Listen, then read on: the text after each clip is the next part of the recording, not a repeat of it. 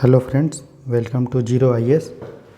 UPSC prelims 2023 में मैंने polity और इकोनॉमी का क्रैश कोर्स शुरू किया है। साथ ही साथ प्रीवियस ईयर क्वेश्चन पॉलिटी का भी आज शुरू किया, जिसमें मैंने आज 20 क्वेश्चंस को डिस्कस किया है एक नए ढंग से। जब आप देखेंगे प्रीलिम्स का क्वेश्चन का डिस्कशन तो आपको कुछ अलग फील होगा, जिससे आपको ये पता चलेगा कि किस तरह से क्वेश्चन को सॉल्व करते हैं और उसका इन्फॉर्मेशन कैसे यूज करके आने वाले प्रीलिम्स में हम लोग क्वेश्चन को सॉल्व करेंगे। उसे ज़रूर देखिएगा। तो मैंने कल जो है मृणाल सर का जो इकोनॉमी का पीडीएफ है उसमें हम लोगों ने क्लास कर लिया था, जिसमें हम लोग जो है 34 पेजेस के आसपास कंप्लीट कर चुके हैं। ठीक है, तो आज आने वाले लेक्चर में, आज के लेक्चर में आज हम लोग कंप्लीट करेंगे नेक्स्ट जो है 20-25 पे। धीरे धीरे करके हम लोग जो है इसको ख़त्म कर लेंगे और मेरा विश्वास है कि मार्च एंड या फर्स्ट वीक ऑफ अप्रैल में आपका पूरा यूपीएससी का प्रीलिम्स का syllabus polity, history, geography, economics, environment और 500 क्वेश्चन सबके प्लस प्रीवियस ईयर क्वेश्चन का भी डिस्कशन होगा अच्छे से। इसीलिए आप इस चैनल को सब्सक्राइब कीजिए और लाइक कीजिए और शेयर कीजिए अपने फ्रेंड्स के साथ और पूरे कॉन्फिडेंट के साथ पढ़ाई कीजिए।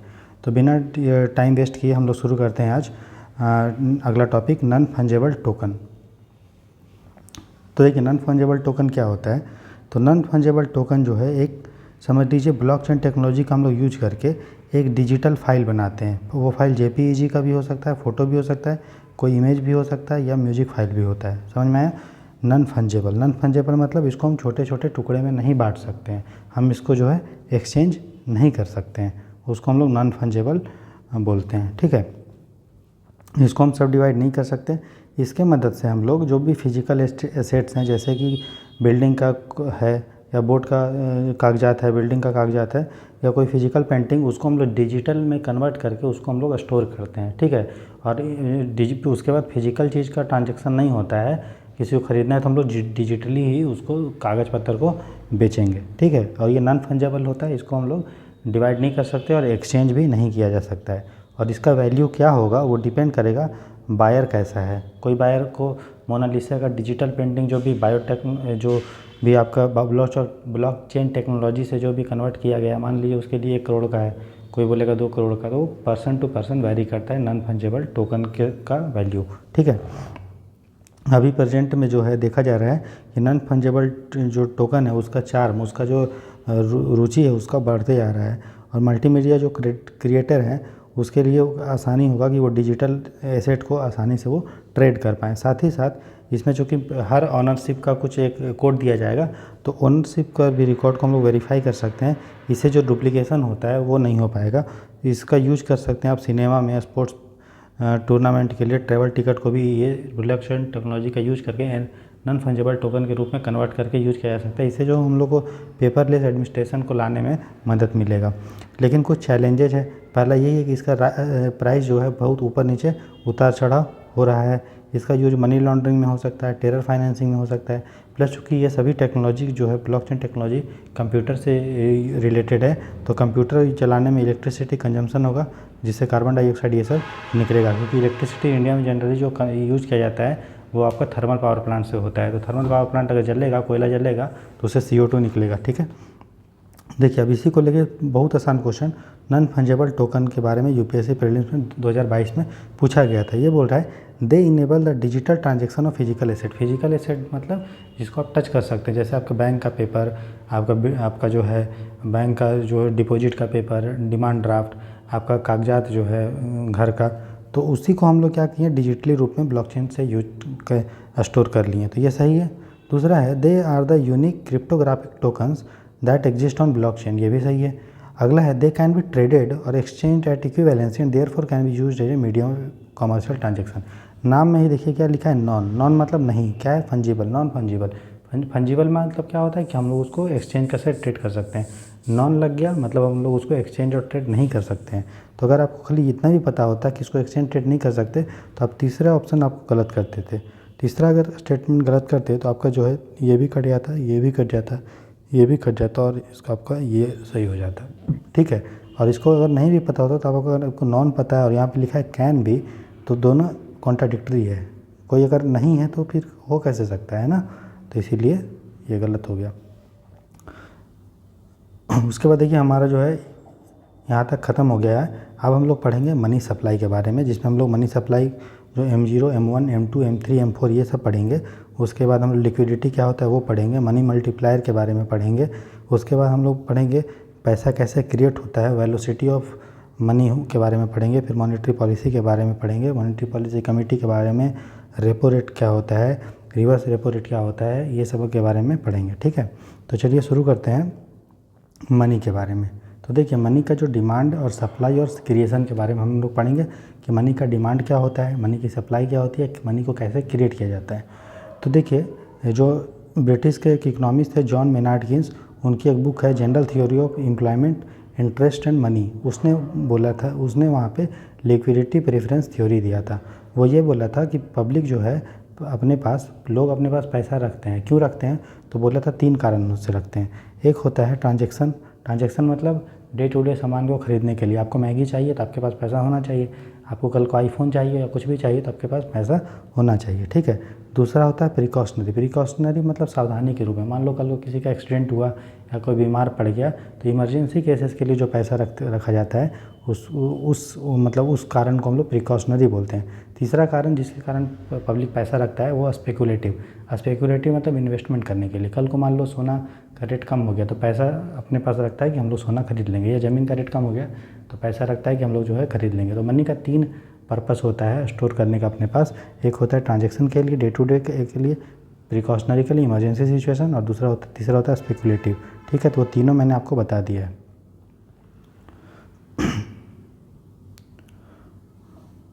तो इसी को जो हम लोग बोलते हैं स्पेकुलेटिव उद्देश्य को, उसको हम लोग एसेट डिमांड ऑफ मनी बोलते हैं। क्यों? एसेट मतलब पूंजी।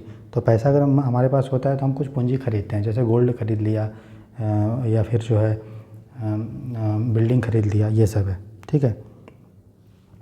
अगला जो इसमें छोटा सा कॉन्सेप्ट है कि जो पैसे का लोग कितना पैसा अपने पास रखेंगे वो डिपेंड करेगा कि मार्केट में इंटरेस्ट रेट क्या चल रहा है, बैंक में इंटरेस्ट रेट क्या चल रहा है। मान लीजिए बैंक में इंटरेस्ट रेट ज़्यादा है तो पब्लिक अपने पास क्यों रखेगा, पब्लिक पैसा बैंक में रखेगा ताकि उसको ब्याज मिले, इंटरेस्ट मिले।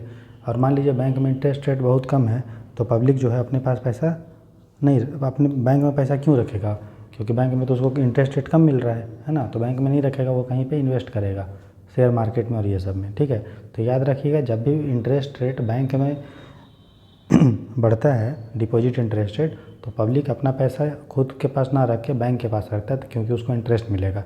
और अगर बैंक में इंटरेस्ट रेट अगर घटता है तो पब्लिक क्यों रखेगा बैंक में पैसा, वो अपने पास रखेगा या तो फिर शेयर मार्केट में या सोना चांदी खरीदेगा। ठीक है, तो ये ध्यान दीजिएगा। तो ये हो गया डिमांड ऑफ मनी। अब है सप्लाई ऑफ मनी। ठीक है, तो डिमांड ऑफ मनी में क्या है, पब्लिक क्यों डिमांड करता है पैसा, तो ये 3 ट्रांजैक्शन के लिए, ट्रांजैक्शन, प्रिकॉशनरी और स्पेकुलेटिव के लिए, और मनी, और कैसे किस मनी अपने पास कितना रखेगा, पैसा पब्लिक अपने पास कितना रखेगा और क्या डिपॉजिट है उसका भी रिलेशन है, दोनों इन्वर्सली रिलेटेड है। इंटरेस्ट रेट अगर बढ़ता है, डिपॉजिट इंटरेस्ट, पब्लिक कम पैसा रखेगा, और अगर घटता है तो पब्लिक अपने पास ज़्यादा पैसा रखेगा। अब देखते हैं मनी का सप्लाई। तो देखिए जिस तरह से मान लीजिए कोई बिजनेसमैन है तो उसका दो अकाउंट हो सकता है, एक एसेट और एक लायबिलिटी। उसके पास कुछ पूंजी होगा। एसेट मतलब जो उसके पास है, ठीक है। लायबिलिटी मतलब जिसको कुछ देना है, ठीक है। अगर मान लीजिए वर्कर को हायर किया तो वर्कर को वेज देगा ना, या कुछ रॉ मटेरियल ख़रीदा तो उसको देना है पैसा। तो अगर किसी इसको लेना है तो उसको बोलते हैं एसेट, अगर किसी को देना है तो उसको बोलेंगे लायबिलिटी। ठीक है, जैसे लोन अगर लिया तो लोन वापस करेगा, स्टाफ की सैलरी देना पड़ेगा, लेकिन इसकी मशीन और फैक्ट्री इसकी खुद की है ना। उसी तरह जो बैंक होता है, तो बैंक को भी किसी को कुछ देना होता है और लेना होता है। तो बैंक क्या देगा दूसरे को, अगर बैंक किसी से लिया है, आपने अगर बैंक में पैसा जमा किया है तो बैंक की ये जिम्मेदारी है कि वो आपको पैसा दे। तो जो भी डिपॉजिट जमा हो रहा है बैंक में वो बैंक के लिए लायबिलिटी है। क्यों? क्योंकि उसको वापस करना है। और क्या उसके लिए पूंजी क्या है कि इसको किसी से लेना है। तो मान लीजिए लोन अगर ये किसी बिजनेसमैन को देता है तो इसको वो वापस करेगा। तो बैंक जब किसी को देना होता है तो उसको डिपॉजिट बोलते हैं, क्योंकि उसको वापस करना है ना। मैंने अगर बैंक में पैसा जमा किया तो बैंक की लायबिलिटी है कि वो हमको देगा वापस। अगर बैंक किसी को पैसा देता है तो बैंक को सामने से पैसा मिलेगा, इसलिए उसका वो एसेट हो गया। अब तो आपको एसेट और लायबिलिटी समझ में आ गया होगा। तो जो हमारा लायबिलिटी है बैंक का लायबिलिटी दो टाइप का होता है, एक टाइम लायबिलिटी और एक डिमांड लायबिलिटी। टाइम लायबिलिटी मतलब कुछ समय के बाद ही बैंक को उसको वापस करना होता है, ठीक है। जैसे हम लोगों ने मान लीजिए फिक्स डिपॉजिट या डलवाया, खोला, है ना, तो बैंक में हमने पैसा दिया, तो कुछ समय के बाद ही हम लोग को फिक्स डिपॉजिट मिलेगा, उसी को हम लोग टाइम लायबिलिटी बोलते हैं।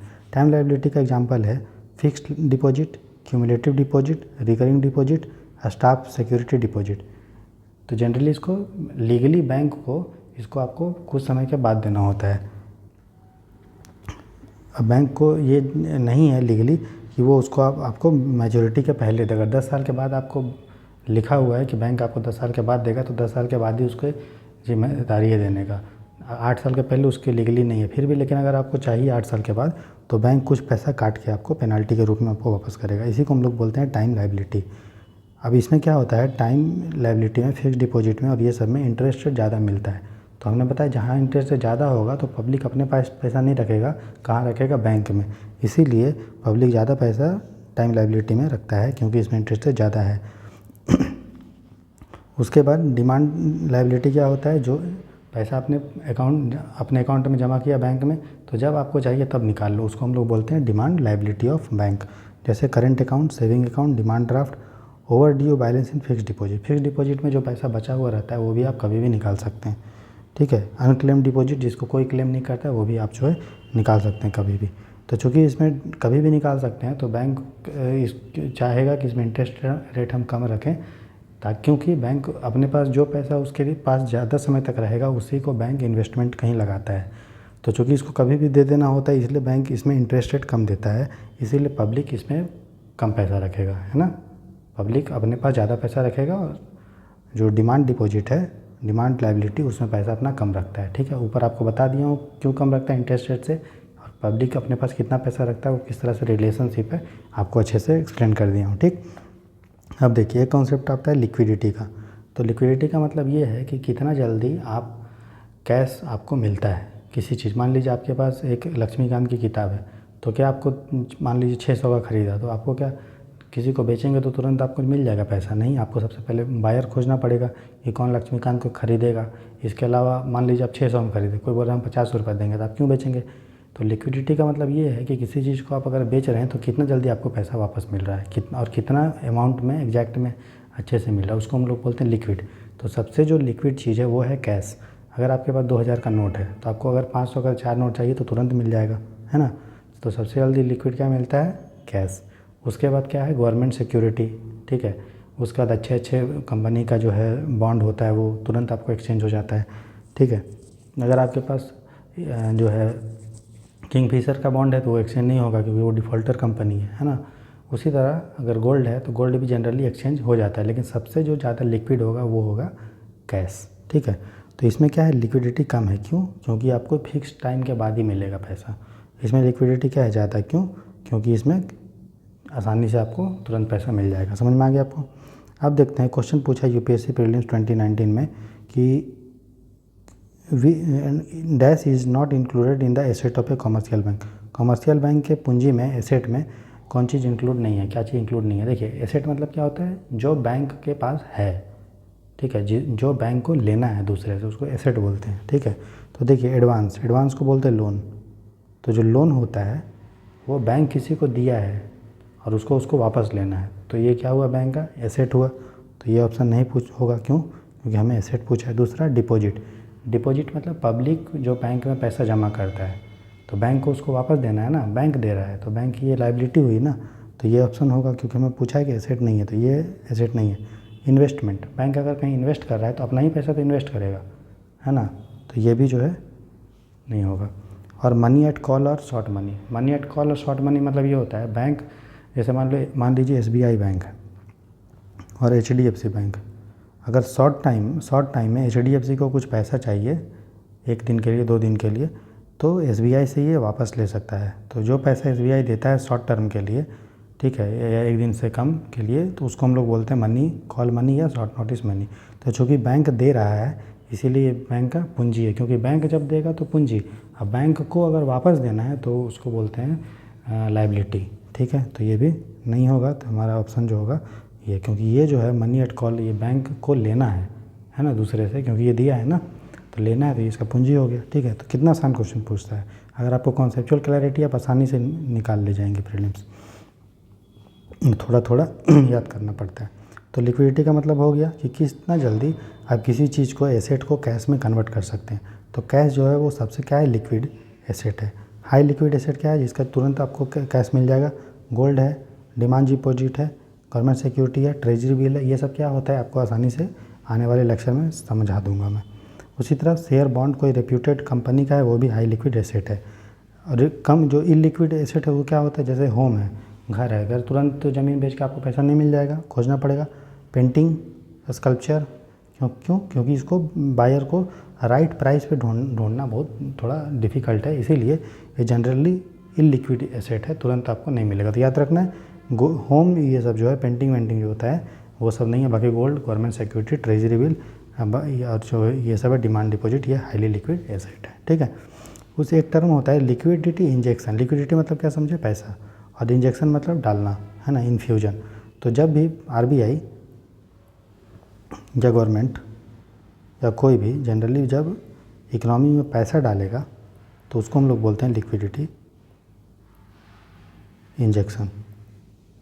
ठीक है, अब कैसे डालता है, क्यों डालता है, वो आपको आने वाले लेक्चर में जो है हम बताएंगे आसानी से। ठीक, तो आगे देखते हैं। एक कॉन्सेप्ट होता है लिक्विडिटी ट्रैप, बता देता हूँ क्या होता है लिक्विडिटी ट्रैप। देखिए, लिक्विडिटी ट्रैप, ट्रैप मतलब फंस जाना, लिक्विडिटी का फंस जाना, है ना। देखिए, मान लीजिए इकोनॉमी में पैसा नहीं है, ठीक है, और हमें इकोनॉमी में पैसा नहीं है और इकोनॉमी में मंदी चल रही है।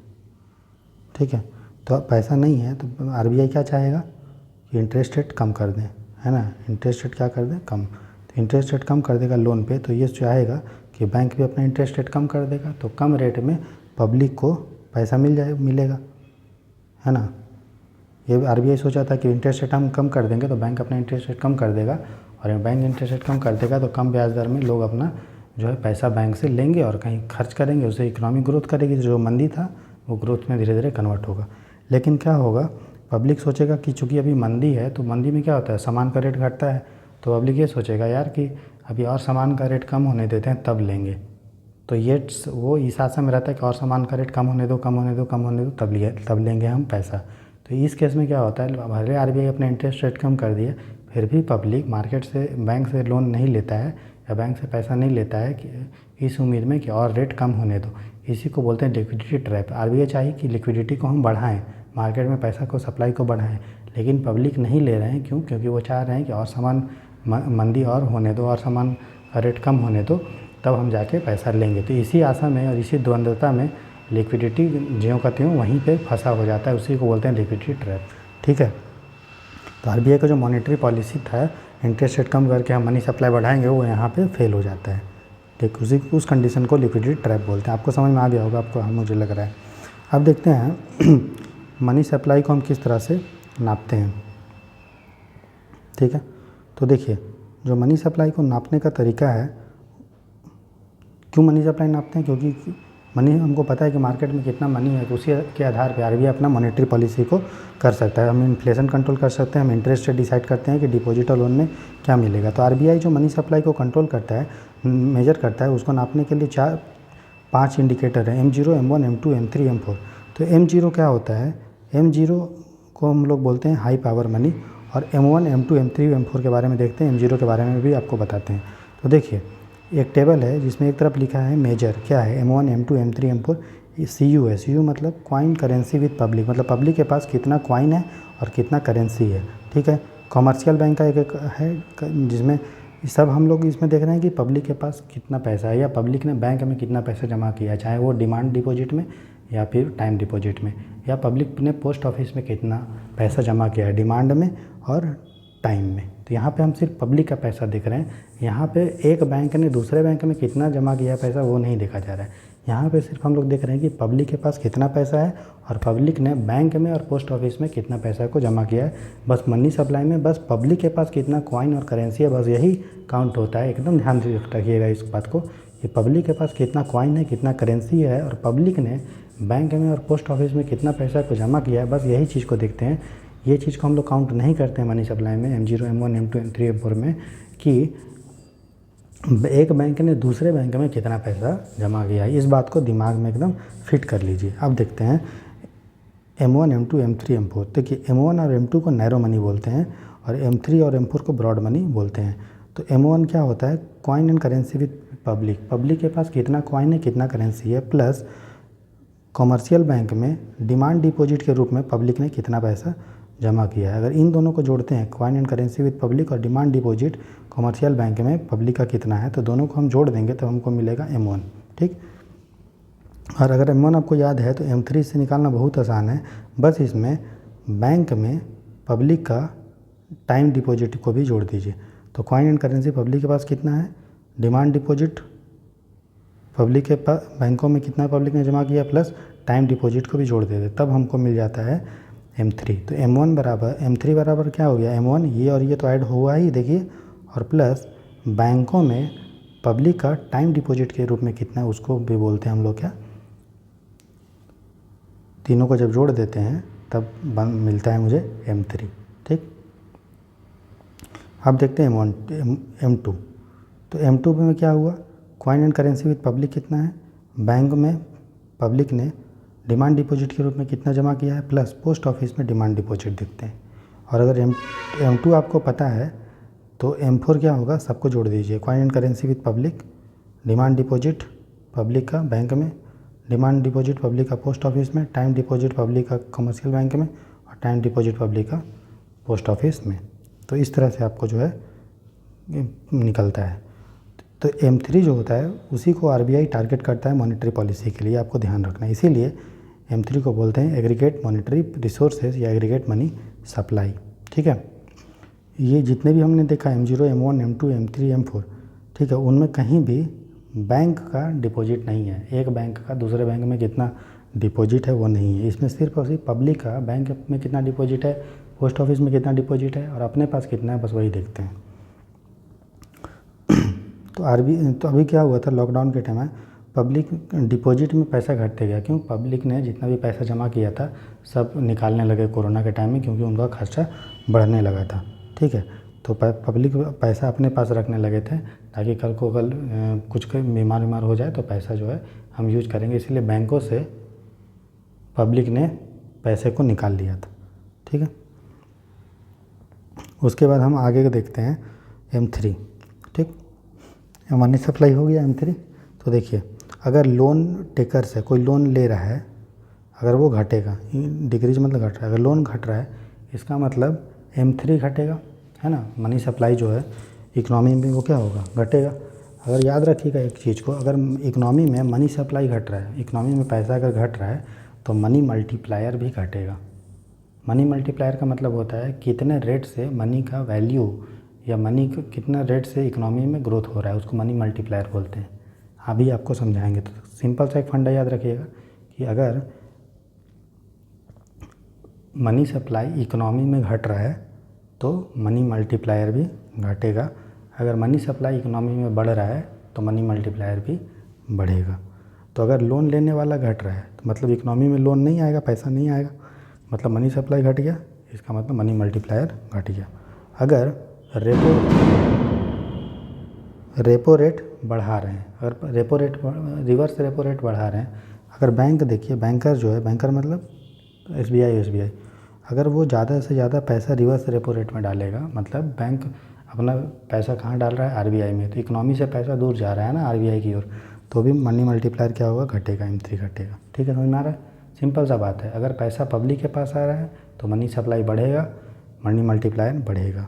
अगर पैसा बैंकों से दूर, पब्लिक से दूर जा रहा है, बैंकों से जा रहा है, बैंक से फिर RBI जा रहा है, तो पैसा इकोनॉमी में घटेगा, मनी मल्टीप्लायर घटेगा। समझ में आ गया। ठीक है, अब आगे देखते हैं।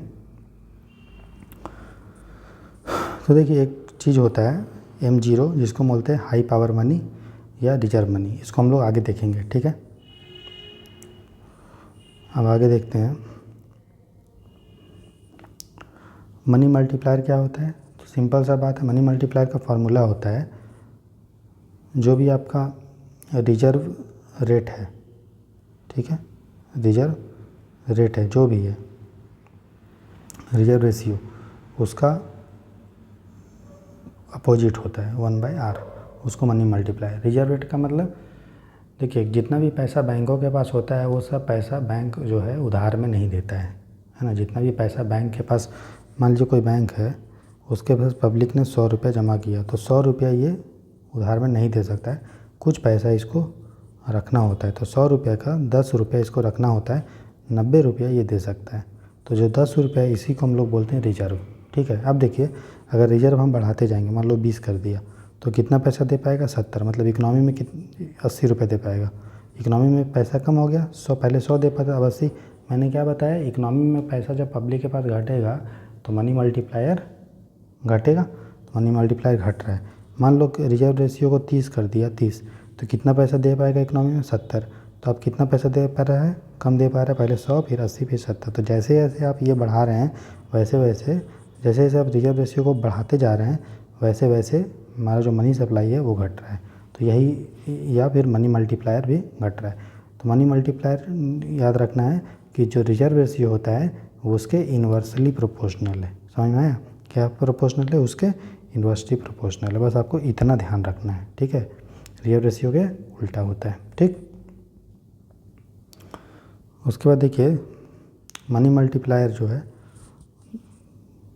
किस तरह से घटा बढ़ा है ना, घटा भी है बढ़ा भी है ऐसा। मनी मल्टीप्लाई का फॉर्मूला होता है m3/m0। m3 आपको बता दिया, m0 बताऊंगा भी। तो दोनों को अगर आप डिवाइड करते हैं m3/m0, दोनों क्या है, मनी सप्लाई का ही फॉर्मूला है। m3 आपको पता है एग्रीगेट मनी होता है और m0 को रिजर्व मनी बोलते हैं। दोनों को आप घटा देते हैं तो जो भी बढ़ता है उसको मनी मल्टीप्लायर बोलते हैं, जिसका रेशियो आप देखिए।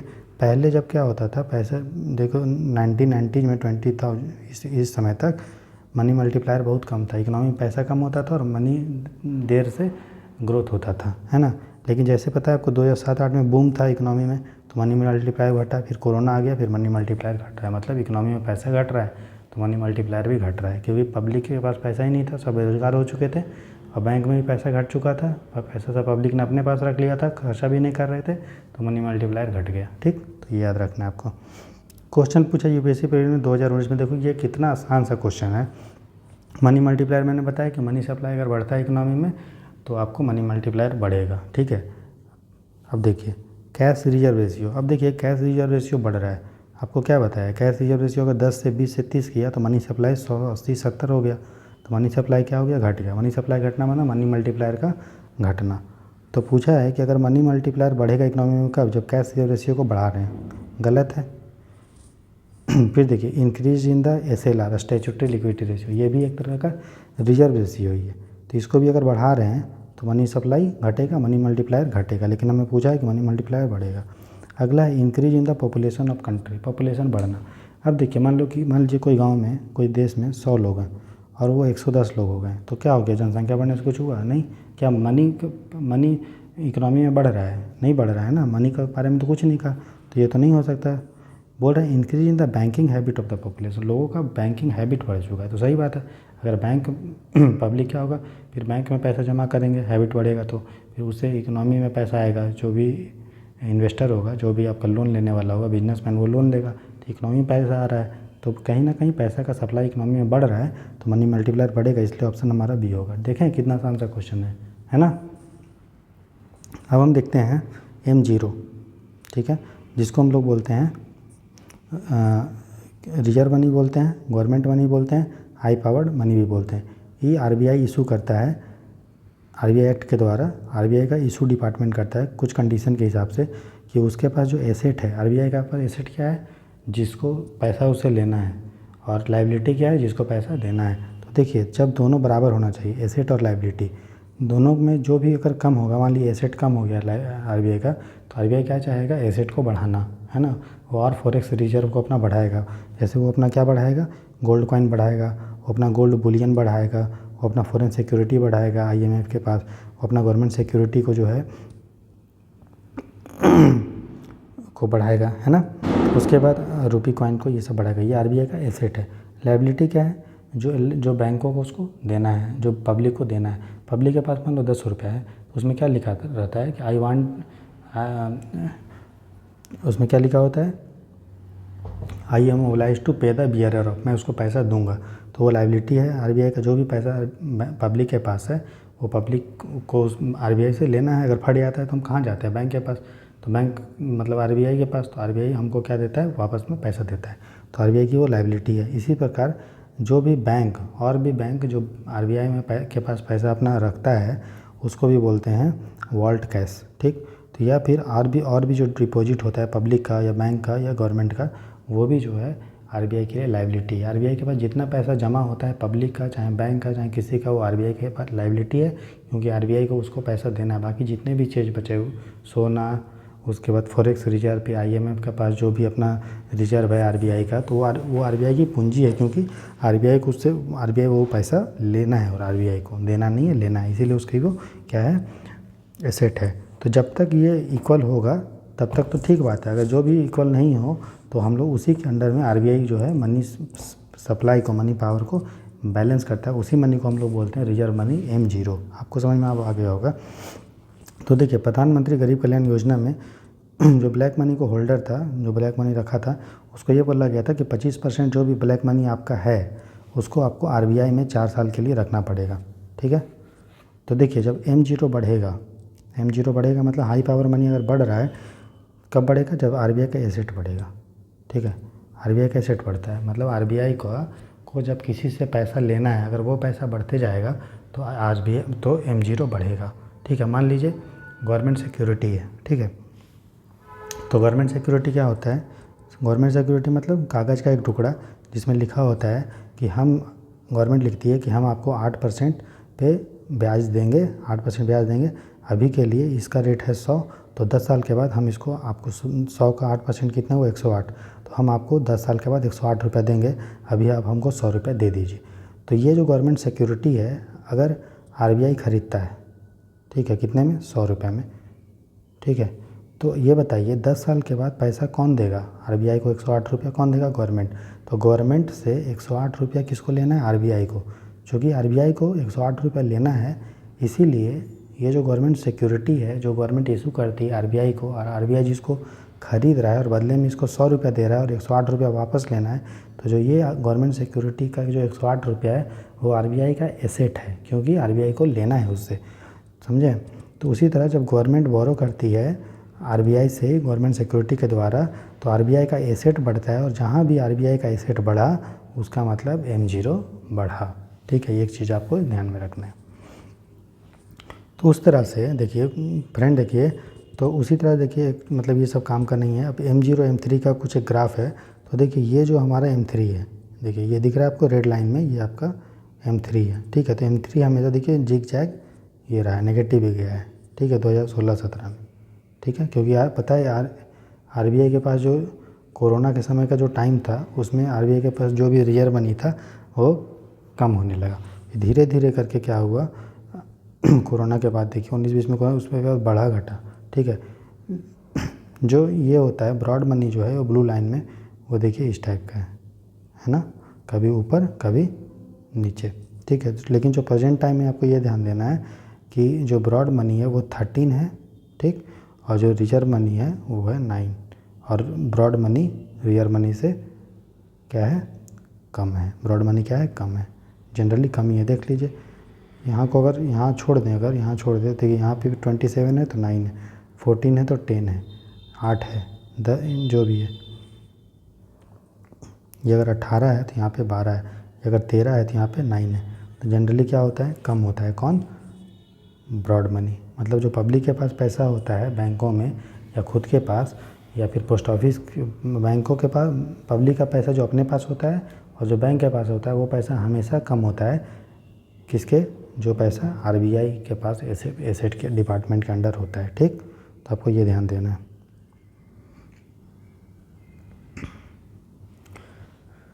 अब देखिए करेंसी इन सर्कुलेशन, ठीक।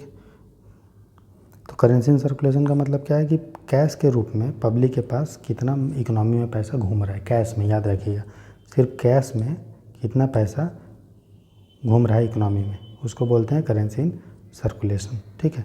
तो ये देखिए, ये इसका ग्राफ याद नहीं रखना, बस याद रखना है कि 2016-17 में ये नेगेटिव भी चला गया था, मतलब पैसा इकोनॉमी में कम हो गया था। और कोरोना के टाइम में भी देखिए पैसा जो है धीरे धीरे कम हुआ था, सर्कुलेशन होना। ठीक,